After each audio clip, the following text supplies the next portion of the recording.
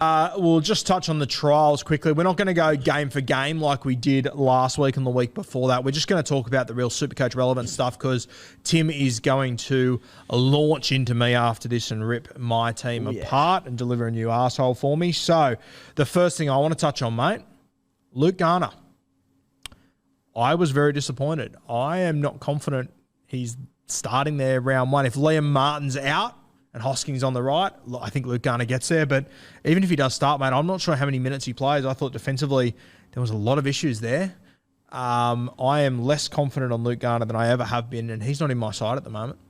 Big. For a bloke who we, obviously spruiked all season, I think we can take, obviously, pointers from the trials, but my gut also says that it's one trial game. It's early in the season.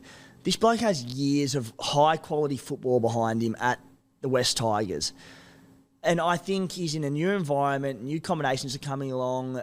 Certainly, I've gone weaker in the stomach as well around him off the back of the weekend. But I think that his form and his pedigree from past years is enough to not worry about one trial game. I suppose the issue comes in that, I said Hosking was quite good, had a big work rate. They do have edge back row options. Liam Martin, we think, will be right for round one, but if he sits it out, there's worry if when he comes back round 2 or 3, what happens to Garner. So, look, at this stage, I'm going to back him in. I think he's a very good footballer. I think he'll be fine, but there are more flags around that. I understand the argument that it's one trial. I get that, but it was one trial in the pissing wet. It was compressed footy.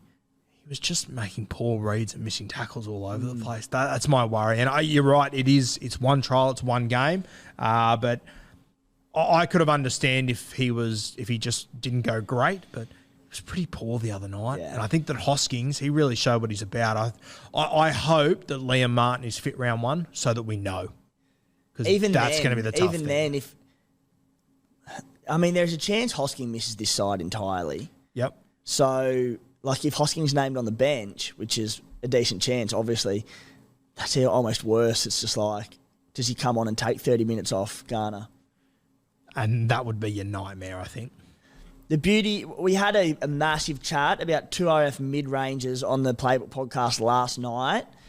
And I think the beauty is I rattled off about 12 that had genuine buy credentials, all with red flags around them.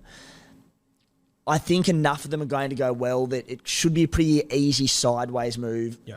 If Garner comes out and plays 40 minutes in round one and you have him start with Teague Wilton, he plays 80 and kills it, boom, straight across.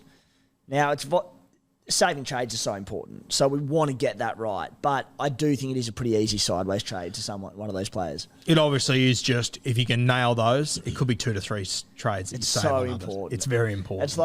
It's I hate the line of people saying, well, that's what trades are for. That's what trades are for. It's yeah, but if you get it right, you save that trade, and there's nothing more important in Supercoach than saving that trade. Yeah, and when we get to round 20-odd and everyone's got 6 trades, if you've got 9 and 10, because you makes a huge difference. Because you nailed 4 in round one and didn't have to make those sideways trades, so important. Yeah, massive. Mate, I've been spruiking Matty Burton all off-season. I watched that first game the other day and just went, probably not for me. I don't know. And once again, it's one game. Maybe we're overreacting, but I compared his game and just the way how much ball he was getting and how good his team was going without him doing much to Adam Dewey.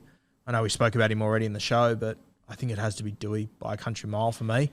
At that time, Schuster was playing, so that changes things a little bit. But I'm nowhere near as convinced on Matt Burton as I originally was, and I think I'm going to have to side with the great Supercoach Spy here. Spy. Geez, I hope he's not listening to that one. Yes, Burton actually dropped out of my team prior to the weekend trials, so in one sense I was happy to see him not have as much a hand as we probably anticipated in the Doggies attack. He will, don't get me wrong, but on the other hand I was lots of people are going off him.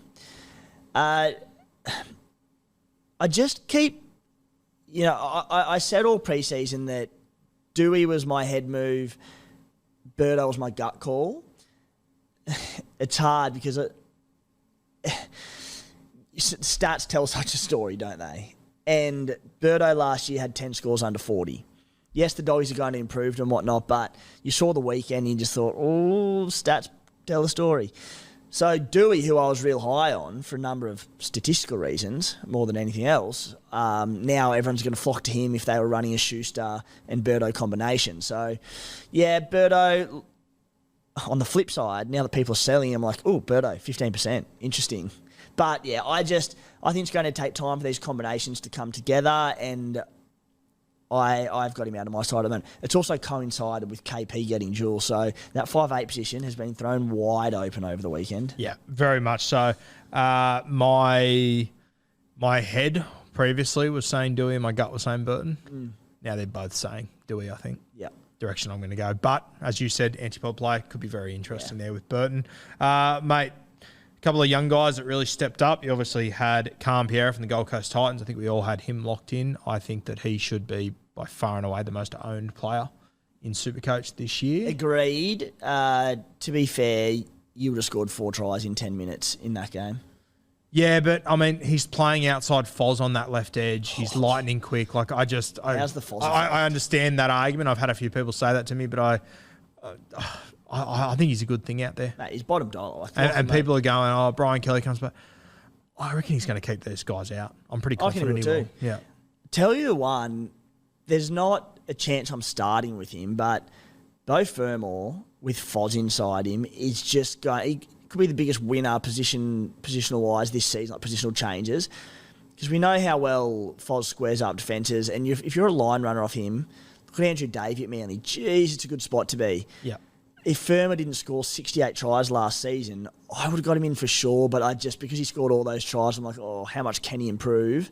But God, he could hold his average from last season. And I think that's the other factor as well. For every line break that he makes, I think you can put Campiera in for a try. Straight through whack. Yeah. Done. So I think Campiera is an absolute must-have. Will Warbrick came over from Rugby Sevens last year, was in the Melbourne Storm system, extended bench on a number of occasions last year, was playing for the Falcons for most of the season, got his opportunity. I think I saw a quote from Cam Munster the other day saying that he thinks Warbrick will be there. If he's there round 1, he's straight in as well. Yeah. I mean, he took that opportunity with both hands, and I sort of plugged in my predicted teams. Initially, I had Dean Jeremiah on the wing, but Warbrick started, killed it. You would think that's his spot, and he's bottom dollar. And you have a look at the way the Melbourne Storm have picked their wingers over the years. He's the perfect body shape. Yeah. He's got a little bit of X factor to him. I think Will Warbrick will be there, which helps us a lot. Speaking of wingers, mate, Marciu. Good God. I was talking to Jackson Hastings the other day, and I said, what's he like at training? He goes, mate, he doesn't realise how strong he is. Yeah. He doesn't realise how fast he is. He doesn't realise how much he fucking hurts us. Maniac. In that conversation with Jackson Hastings, did you happen to ask if he's goal kicking in round 1? I may have. And I'll tell you after my draft on Saturday. Oh, the trust factor, it's very low, mate. Greg Marciu, I flirted with the idea of it. He came into my side for all of 15 seconds, and I said, "No, you're an idiot." I'm like, I take a pretty cautious approach, I suppose, to my Supercoach. I'm not one to go overly rogue unless I really back the decision.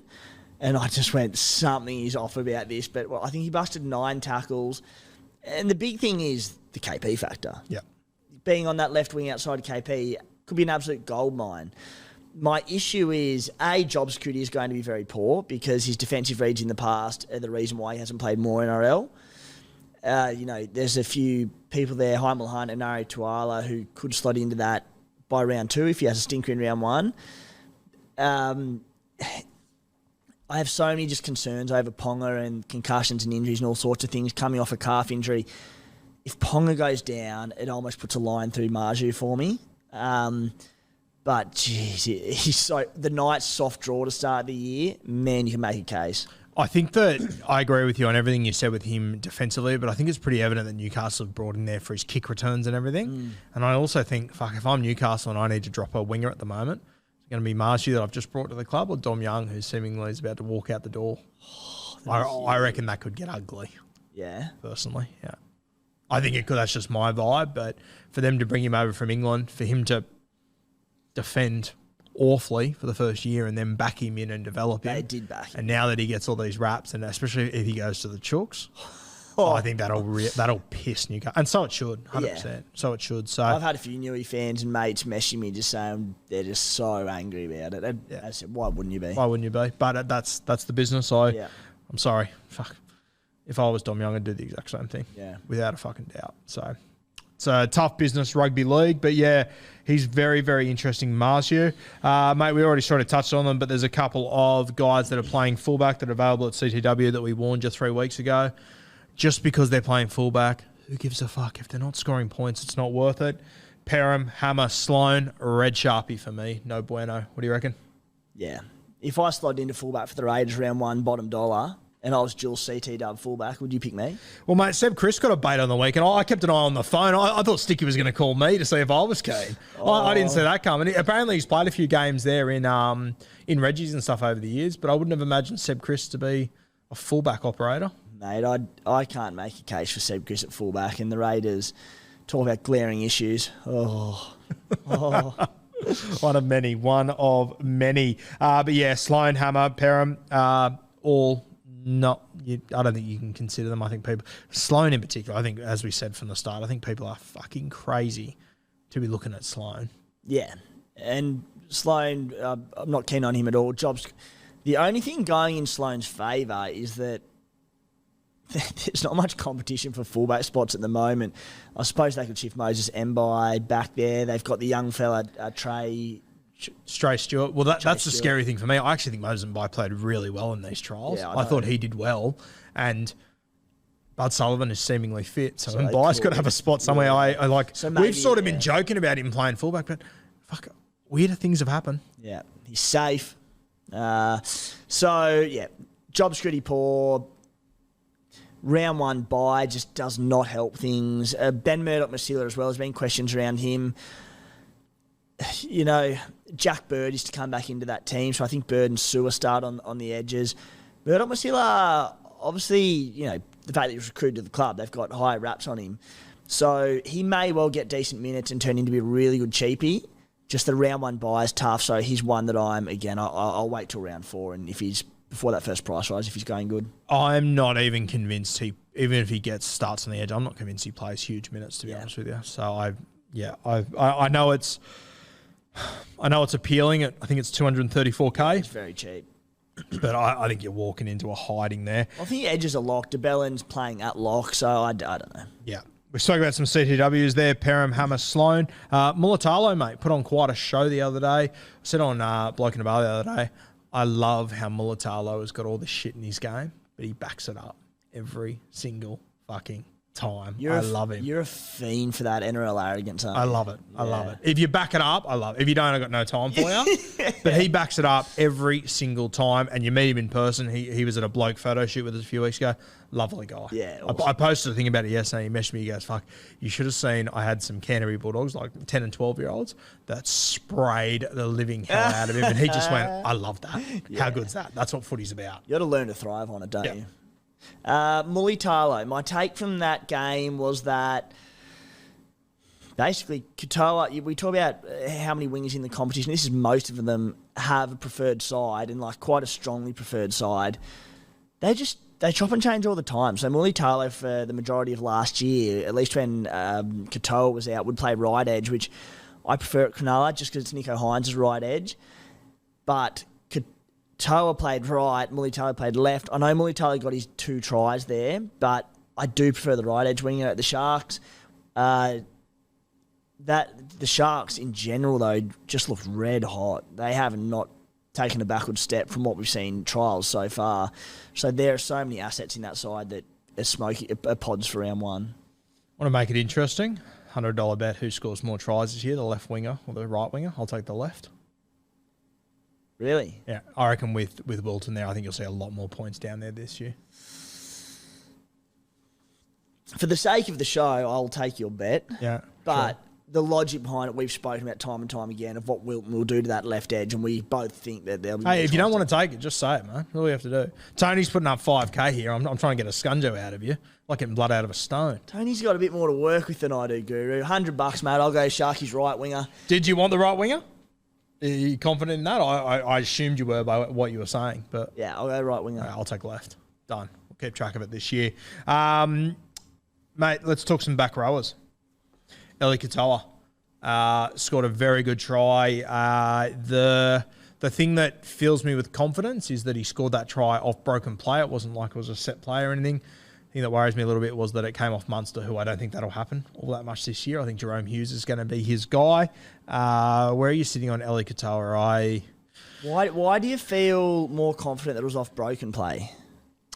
Oh, because I just feel like in the Melbourne Storm system, I just feel like that shows a bit of awareness from him. That shows that he's alert and he doesn't need someone to say, stand here, get there, blah, blah. It just happened. He just saw it and made it something out of it. I like that in my back rowers. It's something that Boyd Cordon was fantastic at. You get off broken play and Boyd would just know, okay, I don't need a halfback to tell me where to be. I know where I need to be. I like seeing that from him. My question mark has always been, is he a lazy footballer? Is he a guy that you can trust to be there? Munster, crabbed across field for 30, 40 metres off a line break, and he timed it perfectly. Like, he was never not going to score that try, essentially. Yeah, no, look, it's a fair call around attitude, particularly with Eli Katoa. I sort of almost put a line through the try when I saw it because I was like, it was off broken play. Like, this stuff isn't going to happen often. I was like, I wanted to see him running a line and going through.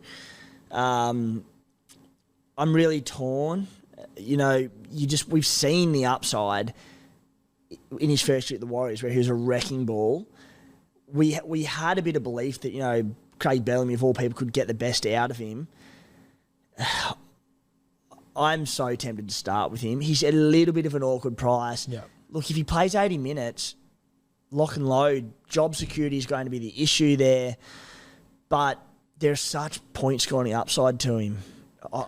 The more I think about it, I think I'm going to take the gamble. And I also thought that throughout the game, just his hit-ups in general, I thought they were pretty good. They were strong. He looks fit. He looks amazing.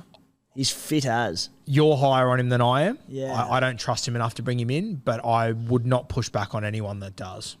Yeah, that's it. And again, round one bench makeup, huge. The thing about it is they've got so many versatile forwards that can go between edge and middle that we might not get the entire picture round one. I hope they go with a bench utility, which I think they will. But there's a few different avenues they could go down if they want Harry Grant to be an 80-minute hooker. So we'll see. Yeah, I think with Eli Katoa, the other thing to remember is you say it's an awkward price. You look at 411. I think once you go from the 300s to the 400s, it's a bit different. But I think people need to keep in mind that's the inflation of... That's last year's, I don't know the exact number, I haven't looked at it, but last year's 350, 360K. Yeah, he'd be definitely in the threes, which I think just on the eye test makes him a little bit more appealing. All right, Cam Murray, mate. Little Bradley Clyde. Fuck, he had a game on the weekend. He is an incredible footballer. Yeah. How ridiculous is it that we're like... Oh, Cam Murray had a good game of footy and we should consider him for our Supercoach teams. No shit. When does Cam Murray have a bad game of footy? Is there going to come a point where we're like, okay, this is the peak of Cam Murray. Yeah. We've seen it now. Yeah. He just keeps on keeping on, doesn't he? He's so good. And Supercoach-wise, I think injuries to Saliva Havili, Hame Sele, has there been any updated word on him? I saw that he was still in sort of pretty major doubt for round one, but would be thereabouts. I don't think he'll be there round one, and I don't think, knowing his injury history, I don't think they'll rush him back either. And they've got guys to cover him, I think. Yeah, so it only leads to the tough draw as well to start the season, means likely a lot of close games, just means big minutes for Cam Murray early on. So, look, I freaking love Cam Murray, who doesn't, let's be fair. But I just can't justify 750K when there's all these outstanding back rolls on offer for 300K cheaper. Don't get me wrong, you pay up for him. I think he will hit his 70 average and be fine with upside. But I'm just looking at value and creating squad value and earning money, and I just think there are better options in that position. I also think, a guy like David Fafita, who's 60, 70K cheaper there. I just think with some of these guys too, and I know it's probably not going to be a huge factor, but a guy like Cam Murray, he played all last year. He played an Origin Series. He went on a Kangaroo tour. I question if going into another Origin Series this year, if they play him for as big a minutes the entire year. So I just think it's something to keep in mind. I think I think Cam Murray is a better footballer and probably scores a little bit more in Supercoach, but I think for 60k cheaper in the upside of a feeder, I'd be willing to take it. Yeah, and like it sort of works both ways, the tough draw. So Cronulla, Penrith, Roosters, Manly, Storm to start. Hectic. It works great in that, all right, bigger minutes are likely assured, but he's not going to be chopping through the middle of them like he did the Dragons. He's so good that, don't get me wrong, there will be attacking stats. He might, yeah. But, like, he made the Dragons look like Ron Massey Cup, didn't he? Well, yeah, the Dragons did a great impersonation of a Ron Massey Cup, and that's no offence to Ron Massey, of course.